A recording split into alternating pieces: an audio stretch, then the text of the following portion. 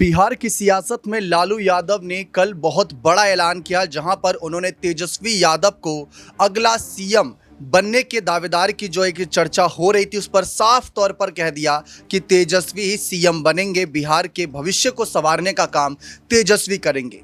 ना सिर्फ यहां पर महागठबंधन के उन साथियों को झटका लगा है जो पार्टियां इस उम्मीद में थी कि उनको ज़्यादा सीटें मिलेंगी तो सीटें जीतकर अपना भी सीएम बना सकते हैं, जो उनके अरमानों पर पानी फेर दिया लालू यादव ने। वहीं दूसरी तरफ नीतीश कुमार के लिए भी अब महागठबंधन के दरवाजे ये ऐलान करके पूर्णतः बंद कर दिए हैं, क्योंकि नीतीश कुमार अगर कल को भविष्य में भारतीय जनता पार्टी का साथ छोड़ने पर विचार भी करेंगे तो सामने लालू यादव ने अपने बेटे तेजस्वी को ही मुख्यमंत्री बनाने की जिद पकड़ रखी है। इस बीच अगर हम देखें, साल की शुरुआत में लालू यादव को वो स्टेटमेंट नहीं भूला जा सकता जब उन्होंने कहा था कि पुरानी बातों को भुलाकर नीतीश कुमार को आना चाहिए, गले लगना चाहिए, तमाम नए मुद्दों पर बात करनी चाहिए, बीजेपी को रोकने का काम करना चाहिए। ये बात लालू यादव के द्वारा कही। इसके बाद मीसा भारती रोहिणी आचार्य ने भी ये बात कही थी कि नीतीश कुमार तो परिवार के सदस्य हैं, दही चूड़ा कार्यक्रम में उनको आमंत्रित हम नहीं करेंगे, बल्कि परिवार के सदस्यों को आमंत्रित किया नहीं जाता,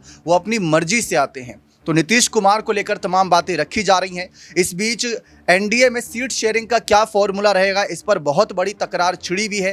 प्रधानमंत्री जी के बिहार लगातार दौरे को लेकर भी सियासी माहौल गरमाया हुआ है, क्योंकि मोदी जी आ तो रहे हैं लेकिन वो ऐलानबाजियां जो नीतीश को लेकर होनी चाहिए वो नहीं देखने को मिल रही। लेकिन लालू ने तो ऐलान कर दिया। इसी मामले पर ज़्यादा जानकारी जानते हैं, अमन सर से हमारे साथ मौजूद हैं। बिहार की सियासी तस्वीर साफ हो गई है महागठबंधन की तरफ से। लालू यादव जो आरजेडी के मुखिया हैं, महागठबंधन के भी कर्ता धर्ता माने जा रहे हैं, बड़े चेहरे हैं, उन्होंने साफ कह दिया कि तेजस्वी चेहरा होंगे।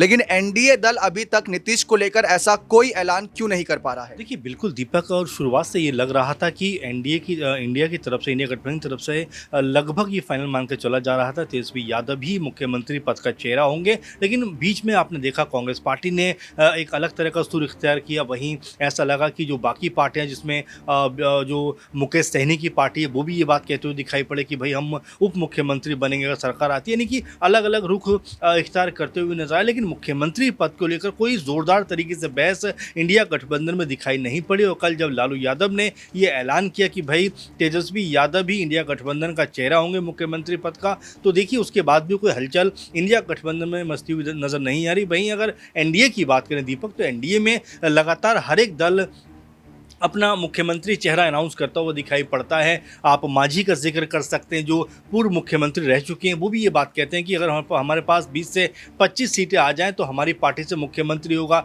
चिराग पासवान ये बात कहते हुए दिखाई पड़े कि भाई हम जो है बिहार की राजनीति करना चाहते हैं, बिहार मुझको बुला रहा है, अगर मुझे उच्च कुर्सी पर बैठने का मौका मिलेगा तो मैं ज़रूर बैठूंगा, एक बात ये नज़र आती है। और वहीं उपेंद्र कुशवाहा भी अपने आप को एक तरीके से इस रेस में शामिल करना चाहते हैं। बीजेपी में कई नाम ऐसे आ चुके हैं जो मुख्यमंत्री पद की दावेदारी पेश कर रहे हैं। तो इंडिया गठबंधन के मुकाबले एनडीए में ज़्यादा मुश्किलात नज़र आ रही हैं। और यहाँ पर भी अगर नीतीश कुमार की बात की जाए या उनके बेटे की बात की जाए तो उनके बीच भी कहीं ना कहीं इस बात को लेकर चर्चाएँ हैं कि क्या पिता मुख्यमंत्री बनेंगे या बेटे मुख्यमंत्री बनेंगे। इसके अलावा बीजेपी में चाहे आप सम्राट चौधरी का जिक्र करें, विजय सिन्हा का जिक्र करें, ये सब ऐसे चेहरे हैं जो लगातार मुख्यमंत्री पद की रेस में दिखाई पड़ते हैं। पीएम मोदी कह सकते हैं कि बिहार में लगातार दौरे तो कर रहे हैं, लेकिन अभी भी सीट शेयरिंग को लेकर मामला फंसा हुआ दिखाई पड़ता है, मुख्यमंत्री के चेहरे को लेकर मामला फंसा हुआ नजर आता है। तो ये तमाम ऐसी बातें हैं जो कहीं ना कहीं इंडिया गठबंधन को फ़ायदा ज़रूर पहुँचा रही हैं। इसीलिए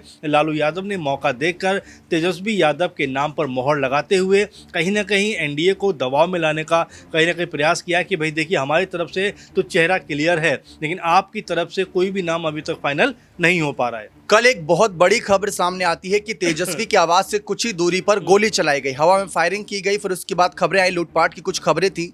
बहुत ही पोश एरिया माना जाता है, वहां पर तो सुरक्षा चाक चौबंद होनी चाहिए। उससे पहले तेजस्वी यादव के काफिले से एक ट्रक टकराया था, जिसको लेकर रोहिणी ने सवाल उठाए कि बिहार के नेता प्रतिपक्ष की जान खतरे में है। लेकिन नीतीश कुमार क्या कर रहे हैं? अगर हम देखें, चुनावी साल में नीतीश कुमार का कोई बयान नजर नहीं आ रहा है।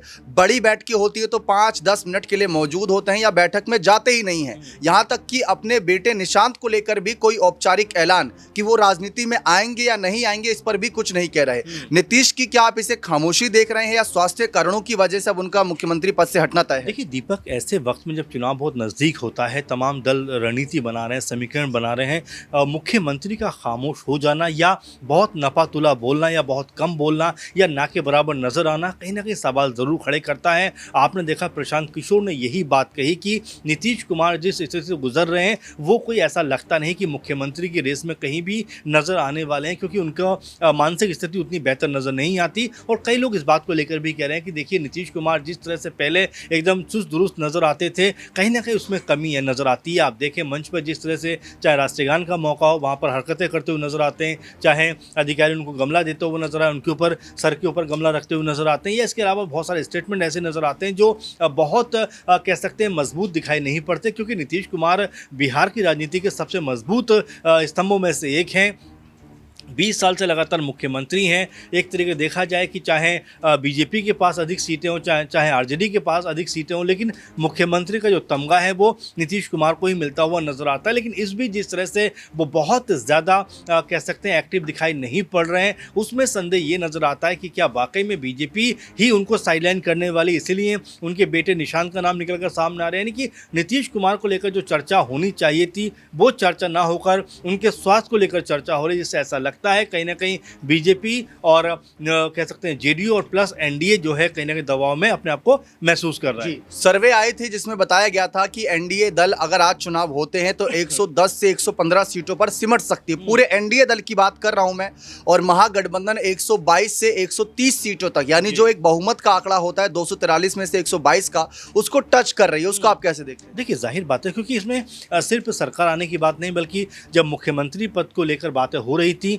तेजस्वी यादव सबसे आगे नजर आ रहे थे। यही बात हर कोई कह रहा था कि भाई अब चेंज भी होना चाहिए, 20 साल से एक ही चेहरे पर हम दाव लगा रहे हैं। अब यहाँ पर अगर तेजस्वी यादव के रूप में एक नया चेहरा आता है, और जैसा आपने भी कहा कि जो सर्वे निकल के सामने है उसमें इंडिया गठबंधन को तकरीबन 130 से प्लस सीटें मिलती हुई दिखाई पड़ती हैं। अगर यही आंकड़े कह सकते हैं परिणामों में बदलते हुए दिखाई पड़े तो बीजेपी की लाख कोशिश कहीं ना कहीं ये नजर आएगी कि पीएम मोदी ने खुद एक तरीके से यहाँ पर अब जो कह सकते चुनाव में मजबूत तरीके से रणनीति बनाई, तमाम तरह से वहाँ पर बीजेपी को मजबूत करने का प्रयास किया, जेडीयू के साथ में मिलकर एनडीए को सरकार को वापस लाने का प्रयास किया, लेकिन वो इसमें असफल होते हुए नजर आई। ये कहा जाएगा अगर यहाँ पर इंडिया गठबंधन सरकार बन जाती या तेजस्वी यादव मुख्यमंत्री बनने की जो कह सकते हैं अभी से कोशिश कर रहे हैं उसको, उसमें उनको सफलता मिलती हुई दिखाई पड़ती है। तो लेकिन बिहार का चुनाव है, देखिए राजनीति है, और यहाँ पर बहुत सारे कह सकते हैं समीकरण हैं वो समय के साथ में बदलते हुए दिखाई पड़ते हैं। लेकिन यहाँ पर जो इंडिया गठबंधन का समीकरण बन रहा है फिलहाल, वो ऐसा लगता है कि एनडीए